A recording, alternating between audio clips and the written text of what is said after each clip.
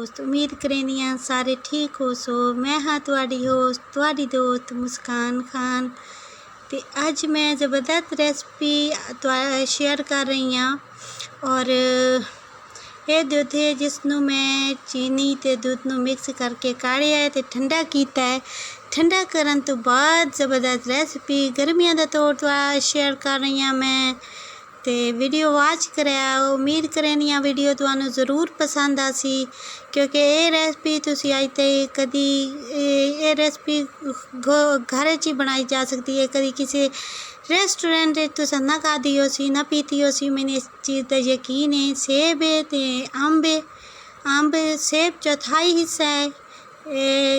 जिस तरह एक साबित सेब होंदा है तो वह चौथा हिस्सा मैं यूज़ कर रही हाँ।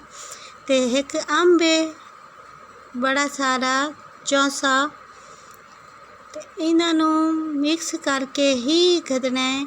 चीनी मैं तुहानू दस दी है, चीनी मैं अपने टेस्ट के मुताबिक जिस टाइम दूध काढ़ रही हूँ उसी टाइम ही ऐड की है।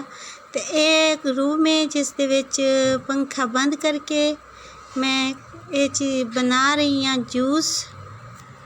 बहुत ही ज़बरदस्त अंब ते सेब का जो टैक्चर आंदा है, जिहड़ा उहदे विच टेस्ट आंदा है, जिहड़ा उहदा मज़ा आंदा है, यकीन करनी है तुस कदी ना पीते हो सी, किसी बड़े सारे रेस्टोरेंट चो ना पीते हो सी। ते ये चीज़ जेड़ी चीज़ असां बाहर खाने हैं बाहरों पीने हैं, बेहतर है कि उन्होंने घर च बना के पीवीए तो ज़्यादा मज़ा आंदा है, ज़्यादा मज़ेदार बनती है। एक तो सानू अपनी चीज़ों का पता होंदा है कि अस किस तरीके दा चीज़ें यूज़ कर रहे हैं, कितनी साफ़ हैं, कितनी साफ़ सुथरी हैं, सारी चीज़ां धो के यूज़ करनियाँ।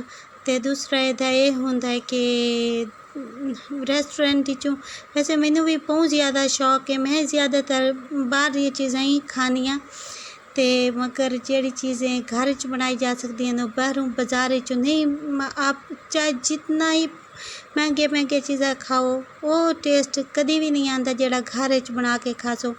ते ये मैं हुण जूस बनाने तो बाद इस दे विच आइस बर्फ़ ही खा दी है। तो इन्हों मैं मज़ेदार ग्रैंड कर रही हूँ। अच्छा ये मशीन जड़ी है ना उन्होंने एकदम नहीं ऑन करना, ऐसा ऐसा ऑन करना है।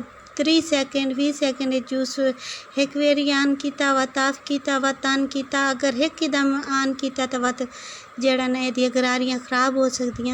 तो मज़ेदार जूस साड़ा बन के तैयार होया। आधा जूस मैं रख दिता है, अद्धे विच मैं बर्फ़ खाते तो बस सारे मिक्स कर छोड़िए। तो अपना फीडबैक दियो तुहानू मेरी वीडियो पसंद आई है कि नहीं आई, तुहानू मेरी पंजाबी वॉइस ओवर किवें पसंद आई है या नहीं।